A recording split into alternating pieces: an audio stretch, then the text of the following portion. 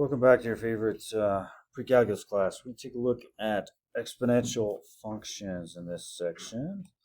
So here's a quick review of our rules. Right, a to the s times a to the t is a to the s plus t. So for example, 2 squared times 2 to the third would be 2 to the fifth, right, and so on for all of those. Anything to the 0 power, of course, is 1.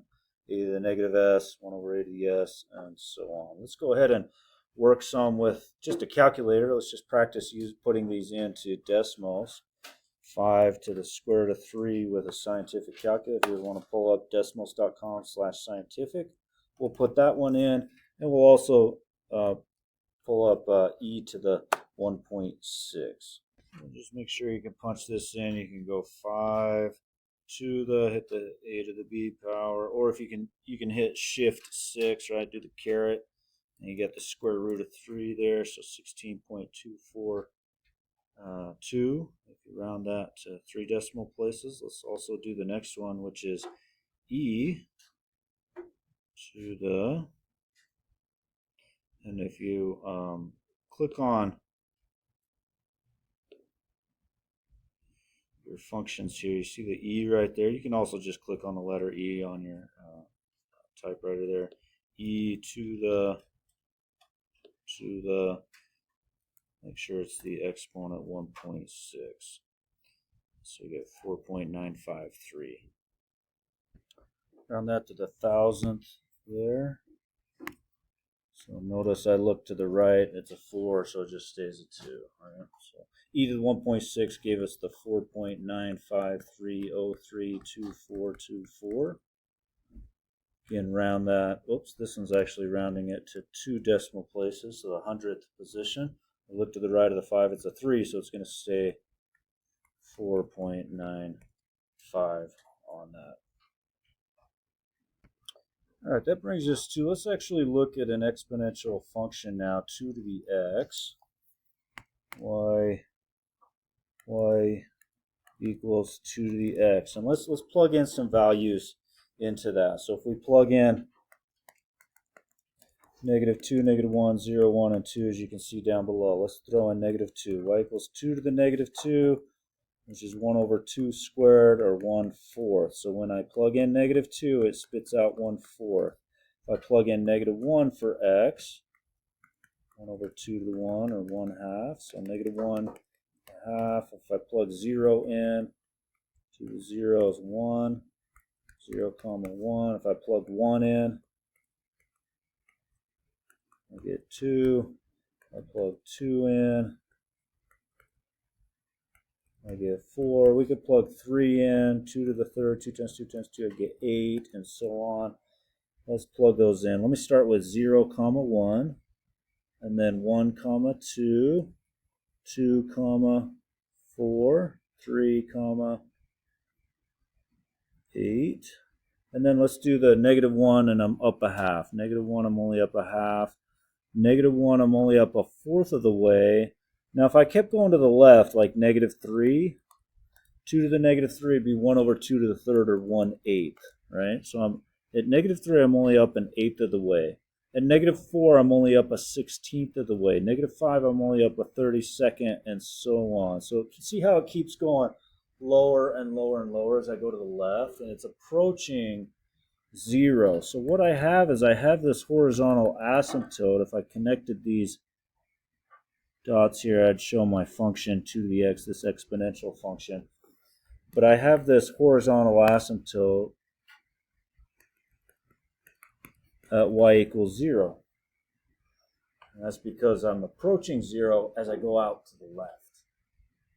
Now, notice as I go to the right, as I follow this to the right, see how it just shoots up to infinity? Right, so this is growing exponentially to the x power, right? E to the x, e to the x. Bless you. First thing, let me just give you a definition of what e is. E is 1 plus 1 over x to the x as you shoot this to infinity. And in calculus, you call that the limit. as x goes to infinity. So let me actually pull that up on Desmos, and I'll show you what that e value is. I have 1 plus 1 over x to the x. Now, what I'm going to do is I'm going to let x get increasingly large.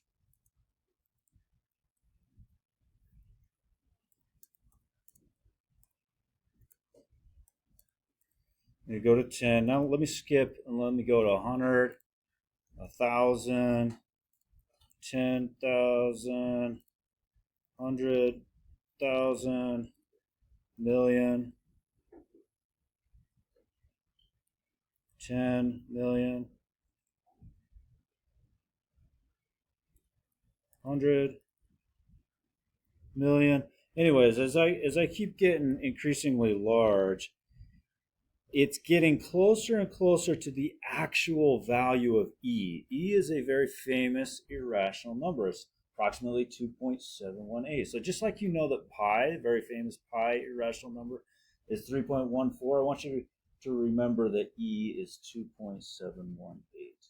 So notice it's not very accurate when x is small, but as it gets larger, it actually approaches the actual value of e with no error. Okay? So 2.718, and you can actually punch it into your Decimal Scientific Calculator. E, what is E? There it is, 2.718281828. Let's see how accurate this was. 2.7182818. Anyways, this was pretty accurate out to at least to that digit before it had an error, right? When x was 100,000. So that's the definition of E, is the limit as x goes to infinity. 1 plus 1 over x to the x.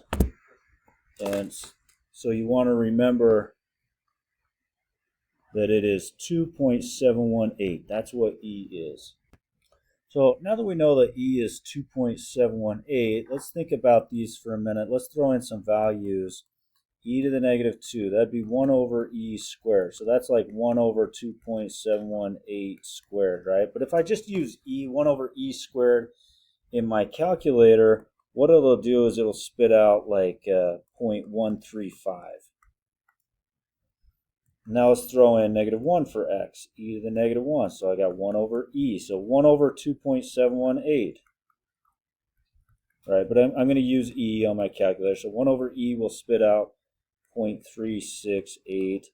Let's plug in 0. Anything to the 0. Oops, that's a really bad e. Anything in 0 is 1, so when I plug in 0, I got 1. In fact, let's put that right on there again. Just like that 2 to the x had 0, 1, e to the x will also have 0, 1, right? Now let's plug in points to the right. E to the 1. Well, if x is 1, e to the 1 is just e, or 2.718. So 1 comma 2.718 is about right there. Let's plug in x being 2, e squared. Well, if I plug in e squared, I'll get 7.39.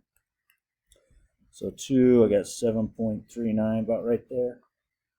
Let's throw in that negative 1 on 0.368. Negative 2 has 0.135. I could keep going to the left, and I'm going to see it keep going lower, lower, lower, just like that, similar to that 2 to the x.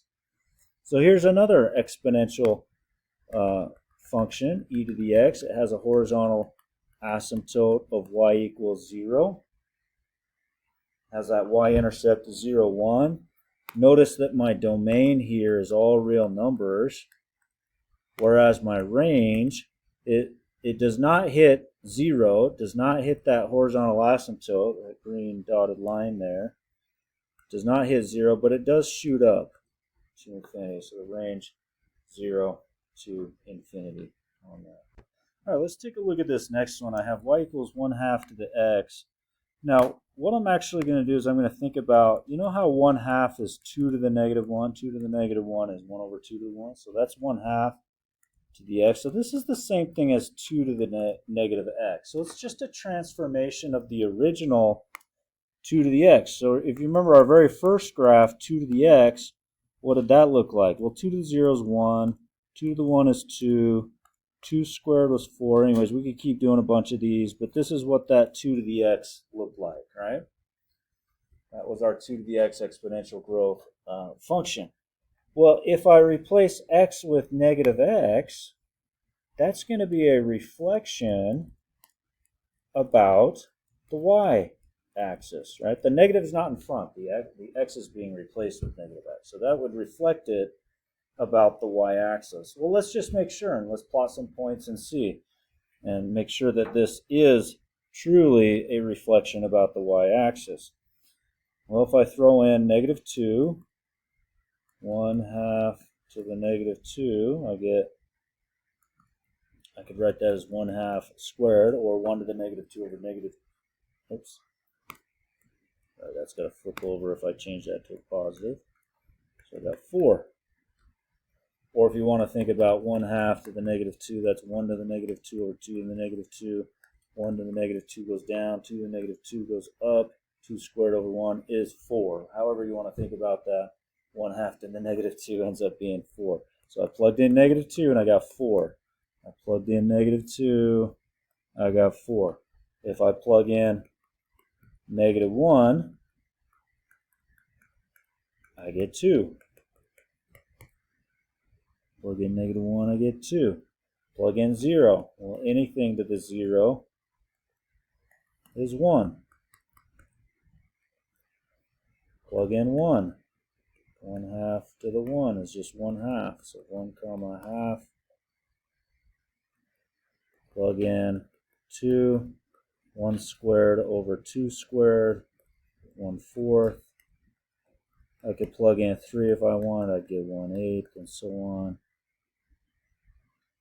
It keeps going down. Hopefully you can see, oh, it looks just like that red one we had, except it's reflected about the y-axis. Still got a horizontal asymptote, y equals 0. Domain is all real numbers. Range 0, open parentheses 0 to infinity. Let's do another one with transformations. This time I got 2 to the x minus 4. Notice I have, here's my 2 to the x, right? 2 to the 0 is 1. If I plug 1 in, 2 to the 1 is 2. 2 squared is 4, and so on. Anyways, there's that 2 to the x. It has a horizontal asymptote y equals 0.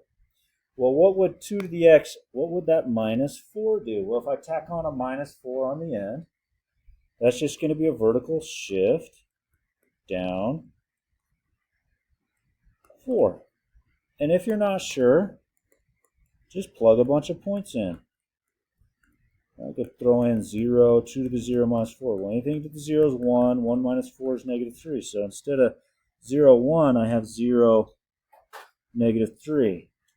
Instead of a horizontal asymptote at y equals 0, that'll bump the whole horizontal asymptote down 4, by the way.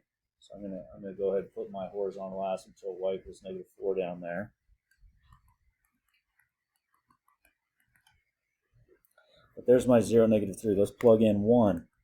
2 to the 1 minus 4. Well, 2 minus 4 is -2. So I got 1, -2. Let's plug 2 in.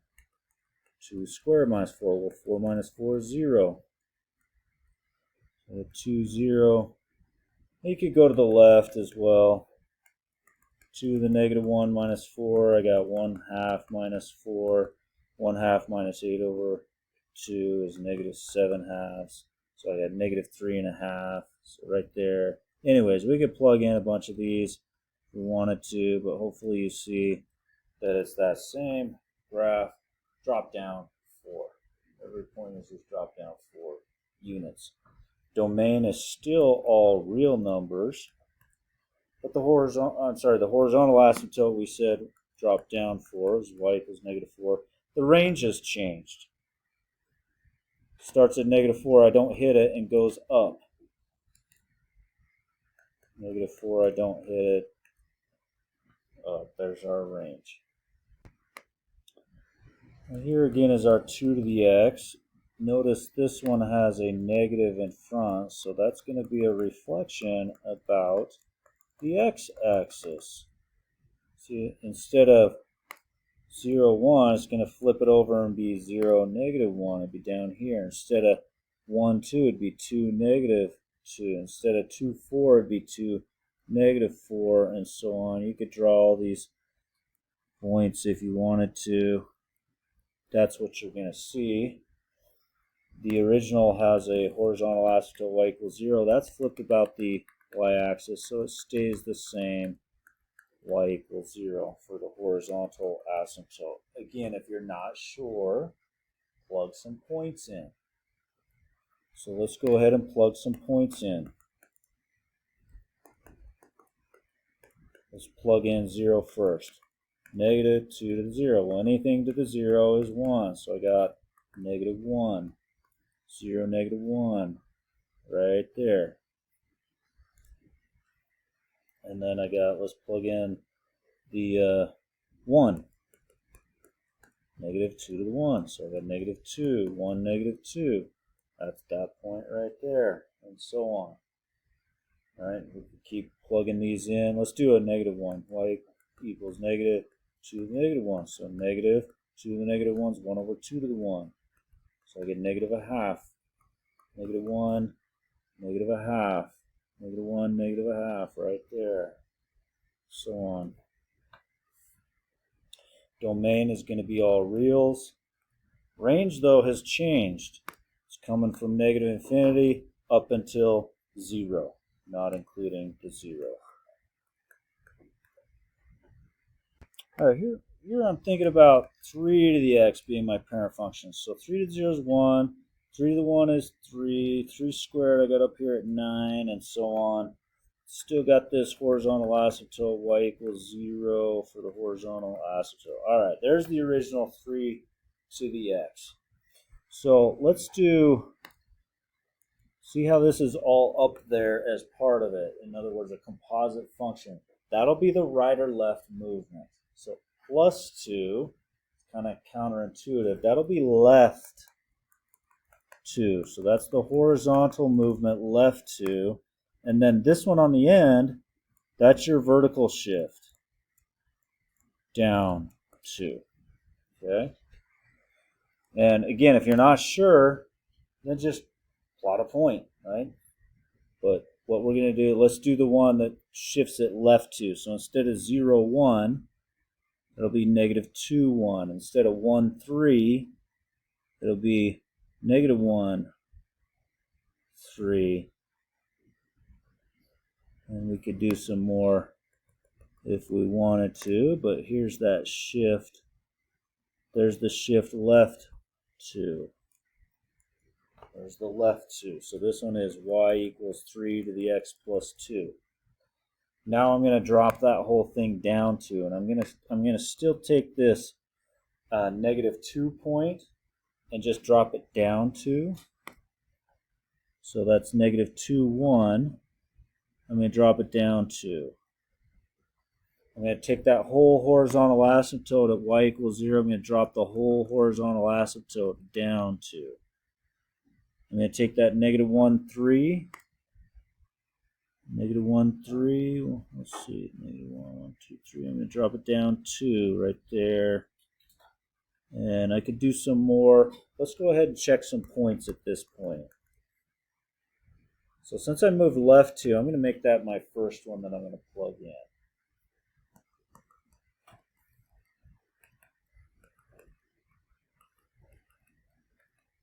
So I got 3 to the 0. Anything to the 0 is 1. 1 minus 2 is negative 1. So negative 2, negative 1 right there. Now let's go to the right one. So negative 1. Plug negative 1 in. I got 3 to the negative 1 plus 2.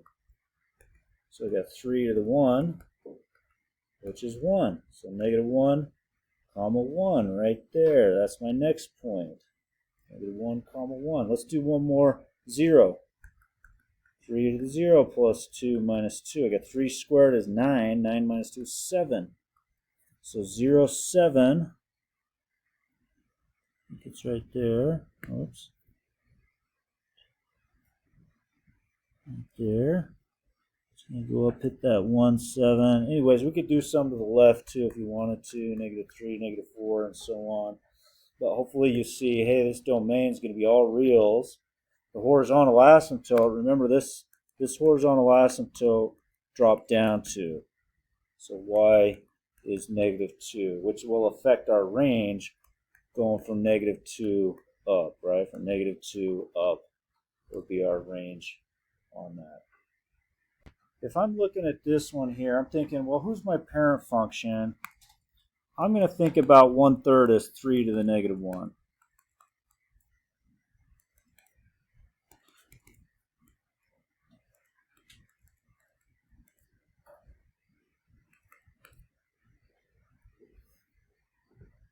So that's how I'm thinking about that. Here's my 3 to the x. That has a horizontal asymptote of y equals 0. Okay, there's my 3 to the x. I got 3 to 0 is 1, 2 to 1, 3, 3 squared 9, and so on. All right, there's my 3 to the x.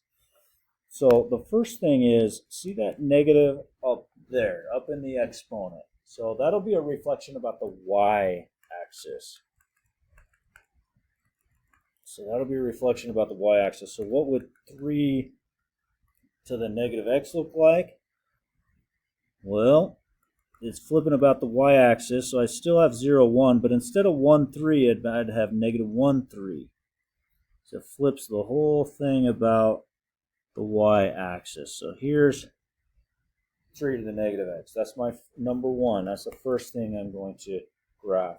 The second thing is I'm looking at that minus 3. That'll be a shift, horizontal shift to the right, 3. So instead of 0, 1, I'm going to move that right 3. 1, 2, 3, 1. Instead of negative 1, 3, I'm going to move it right 1, 2, 3. That'll be 2, 3. So there's my shift right. Again, I still have the horizontal asymptote. It's not changed. So this is the second step that I've done for this transformation. And finally, that plus 1 on the very end, that's our vertical shift up. That's a vertical shift up 1. So I'm going to take that 3, 1, and then move it up 1. I'm going to take that 2, 3, and move it up 1. I'm going to take that horizontal asymptote. I'm going to move the whole thing up 1. So now my horizontal asymptote is y equals 1.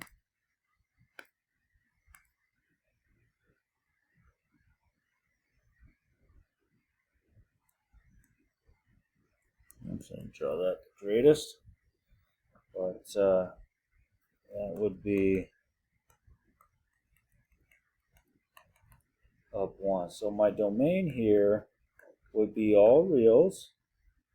And my range has been bumped up 1. So from 1 to infinity. Now, if you're not sure, you can always check points. Like since it's been moved right 3, I would check 3 first, and then I'd go with maybe 1. I'd do the 1 to the left of that as well, the 2. Anyways, I'd check a couple points, right? And maybe I'll even plug it into the original instead of the transformation one. Up to you. But let's throw the 3 in. Well, 3 minus 3 is 0.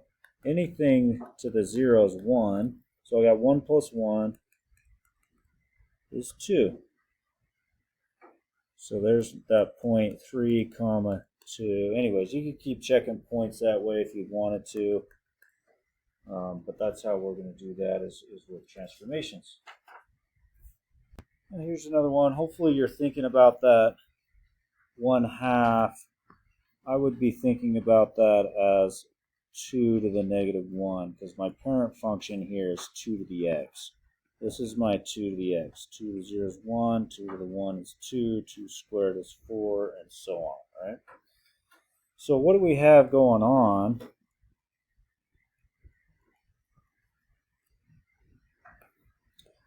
Well, I would do that first, that negative in front first, that reflection about the x-axis first. So let's graph what would negative 2 to the x look like. Well, instead of 0, 1, I got 0, negative 1. Instead of 1, 2, I have 1, negative 2. Instead of 2, 4, I got 2, negative 4, and so on. So there's our negative 2 to the x. That would reflect that about the x-axis. Secondly, I would do the reflection about the y-axis.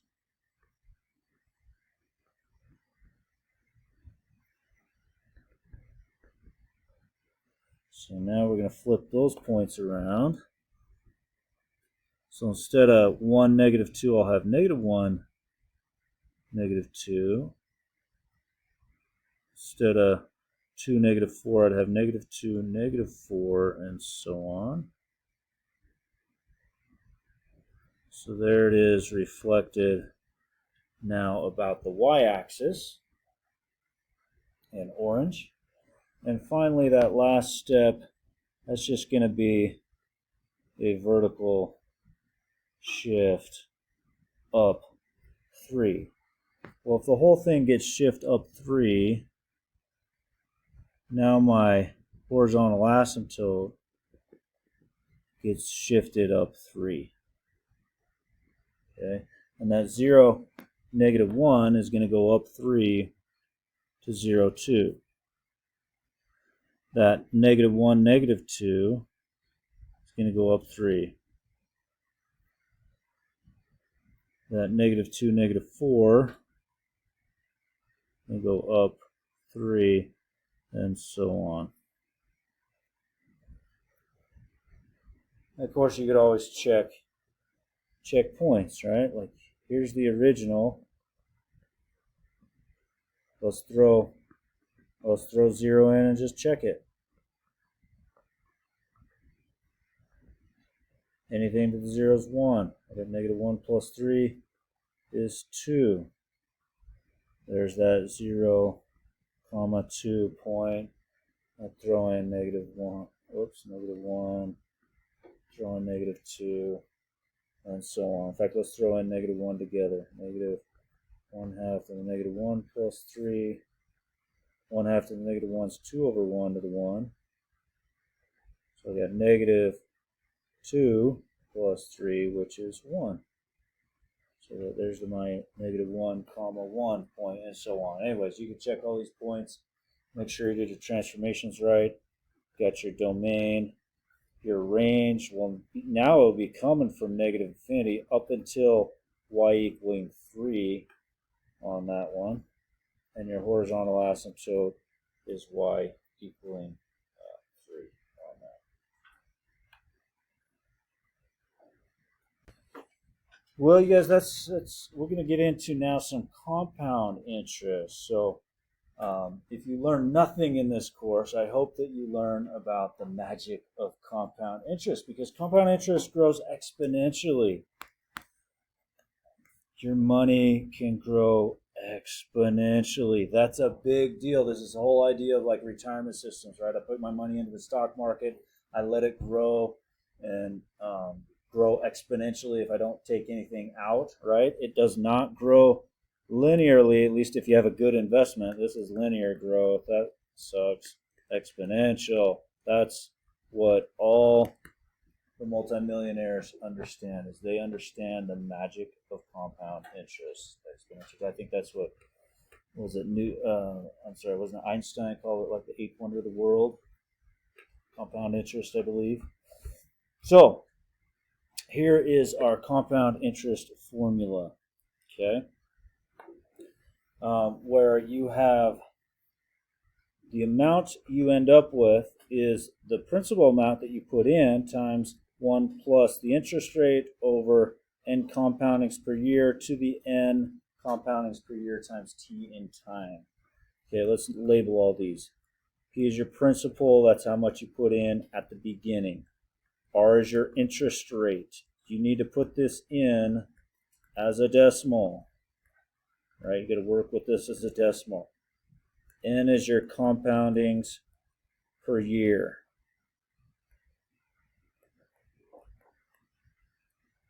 T is your time in years. A is the account balance at the end, after time, years. A is the amount you end up with, right? So let's do this first one here. $300 is invested. Okay, $300 is how much I put in at the beginning. That's my principal amount at 12%. So 12%, there's my interest rate. That's my interest rate. R equals 12%. No, don't use it as a percent. It's got to be a decimal. 0.12. All right, so I'm going to put in my R1 plus 0.12 over. Now I'm going to get an N compoundings per year. Well, how many compoundings do I have per year? This is compounded monthly, so this is kind of like a savings account, whatever, where they give you a little bit of interest every month, right? N compoundings per year, so 12. If it's monthly, N would be 12, right? If it's once per year, N is 1. You see all these up here. This is our compoundings per year, right? So the key term there is monthly compound. So N is 12. N is 12. Now, how long do we do this for? 1.5 years. So T is 1.5 times 1.5. Okay, let's go ahead and punch that in.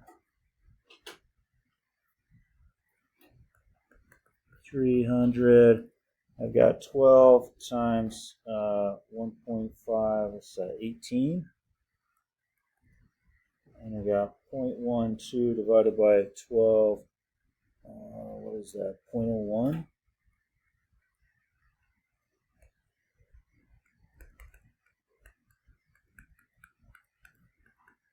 I'm going to punch that in. Let's pull up our decimals calculator. Now, notice I punched this in. As long as you put your parentheses in correctly, as long as you put your parentheses in correctly, that exponent there's got to be all to the product there. It'll do the please excuse my dear Aunt Sally for you correctly, right? But I did it both ways, above it and below, just to show you that, hey, you end up with $358.84 on that. Let's go ahead and punch that in now.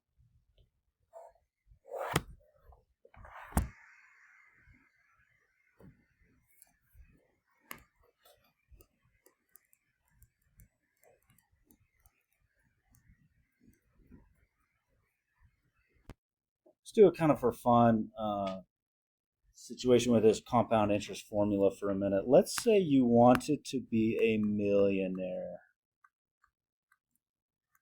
How much would you have to put in, P, principal amount, initially, if you just tracked the S&P 500, which is made about 10.5% per year. So there's the 10.5% interest rate. Let's say you tracked it. Let's say you had 12 compoundings per year. And let's say you're going to do this for 40 years. Like, how long would this take you? So I'm going to punch in that 0.105 divided by 12 and to the 480 here. Let me see what that is. I got $1 million over here I want to end up with.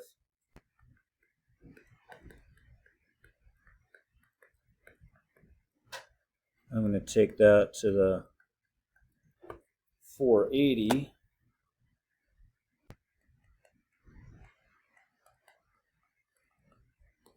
$1.00875 to the 480 is like 65.47913151, blah blah blah, and divide $1 million divided by that.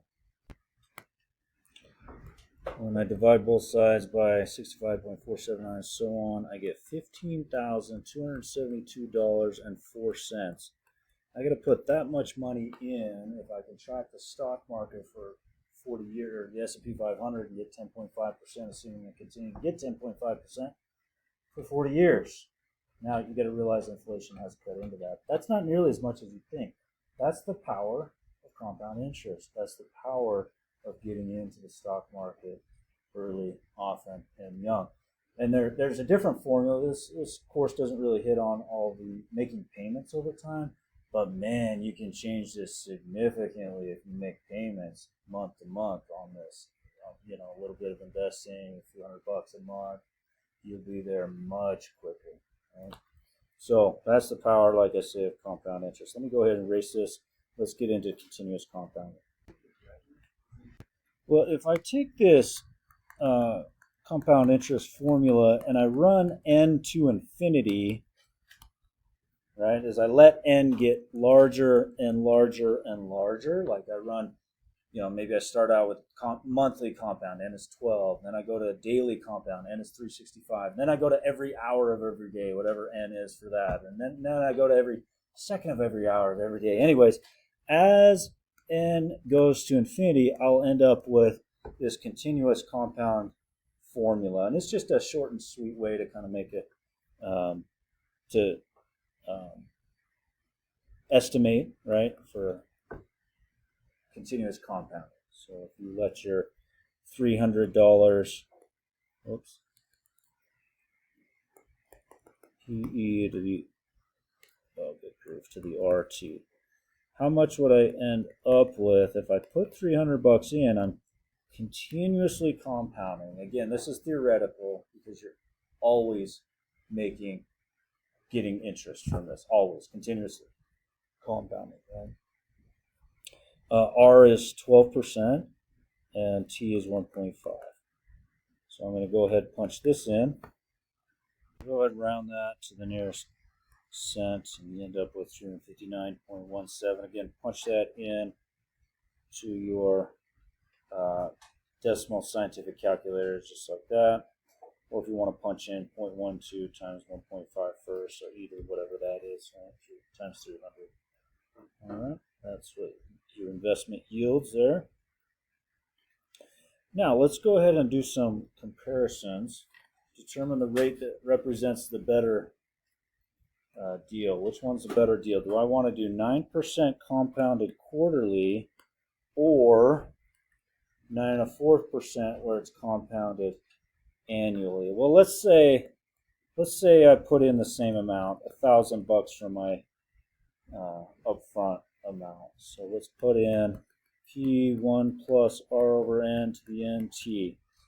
I'm putting in $1,000 on each of these. 1 plus my interest rate is 9%, but it's only compounded quarterly. Well, quarterly is 4 times per year. And we're going to do this, let's just do it for the 1 year. So let's let N be 1 so we can compare these two. Is that a better deal? Or let's do the one over here. Put $1,000 in for a year. This is a 9 1/4, so 9.25%, 0.0925.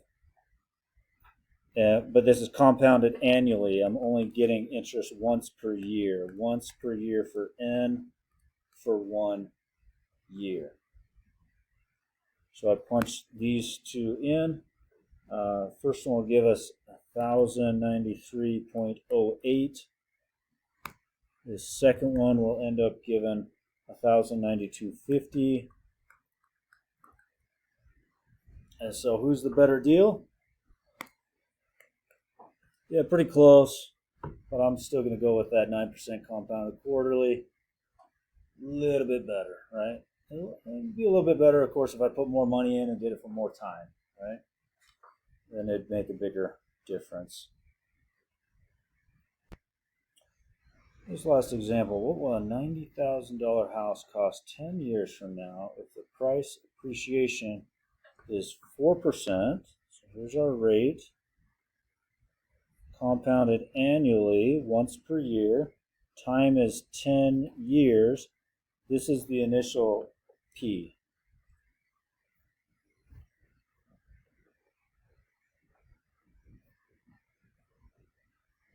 So it's a $90,000 home. We're going to assume real estate goes up 4% annually. It's compounding annually, and we're doing this for time 10 years. So we got 90,000, 1 plus 1.04, because 0.04 over 1 is 0.04, so 1 plus 0.04 is 0.04. And then I'm going to punch in 1.04 to the 10th power times the 90,000. Let's go ahead and punch that into our Desmos and see what we get. Looks like we get 133,221.9856.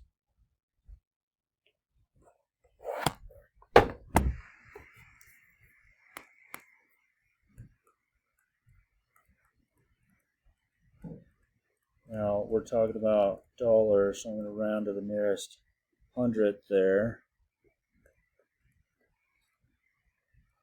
So that home in 10 years, assuming those parameters, is $133,000, $221.99. Boom. Thanks so much for taking notes. See you next time.